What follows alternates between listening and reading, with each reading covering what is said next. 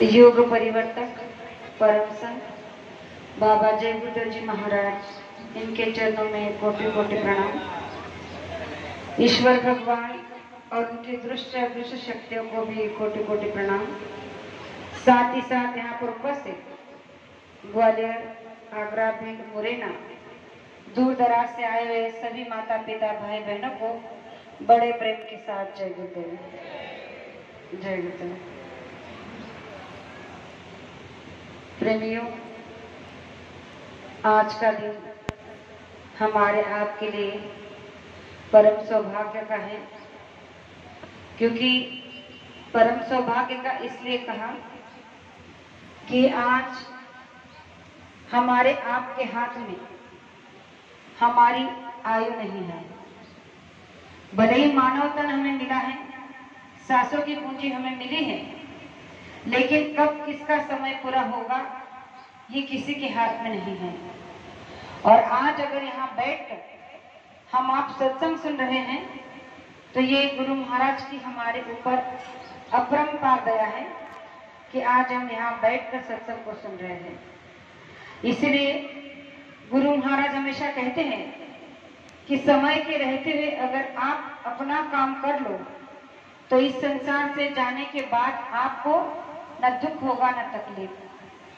तो एक बार एक प्रेमी ने ऐसे ही पूछ लिया गुरु महाराज से कि गुरु महाराज, परमार्थ करने का कौन सा समय ठीक रहेगा। उसने पूछा कि परमार्थ करने का कौन सा समय ठीक रहेगा, तो गुरु महाराज ने कहा कि मौत से एक दिन पहले। अब वो सोचने लगा कि मौत तो कभी किसी के हाथ में नहीं, उसका समय ठिकाना किसी के पास नहीं, फिर आपने कैसे किया कि मौत के एक दिन पहले। तो उसने फिर पूछा कि मैं कुछ समझा नहीं, मौत के एक दिन पहले का मतलब। उन्होंने कहा कि जीवन का हर एक दिन आखिरी समझो, क्योंकि अगर आपको पता नहीं है कि आपके जीवन का सांस कब खत्म होने वाली है, तो अपनी मौत को हर एक दिन आखिरी समझो कि हमारा आज का दिन आखिरी है। ये गुरु महाराज आपकी दया से बीते तो उन्होंने कहा कि आपका परमार्थ बन जाएगा। इसलिए प्रेमियों, हम यहाँ दूर दराज से चलकर आए हैं तो ये उनकी अपरंपार दया है कि हम अपनी सांसों की पूंजी के साथ यहाँ चलकर आए और उनके वचन वाणी को सुन रहे हैं। वरना संसार में आज हम देख रहे हैं ऐसे भी कई लोग हैं जिनके पास धन दौलत पैसा रुपए सब कुछ है, लेकिन समय नहीं है।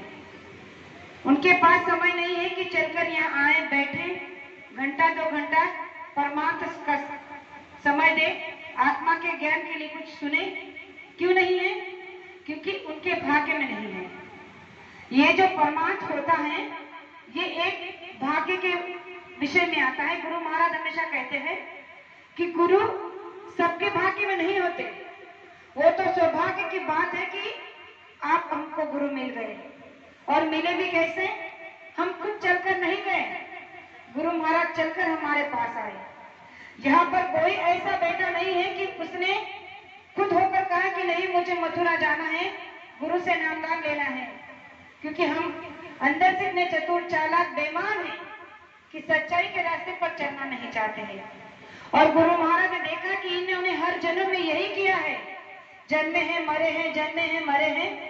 अब भी इन्होंने मनुष्य जन्म लिया है, अब भी ये संसार में ही रहना चाहते हैं, इसी में फंसे रहना चाहते हैं। लेकिन अब के बाद मैं इन्हें यहाँ से निकाल कर रहूंगा, क्योंकि संत महात्मा दयागार होते हैं।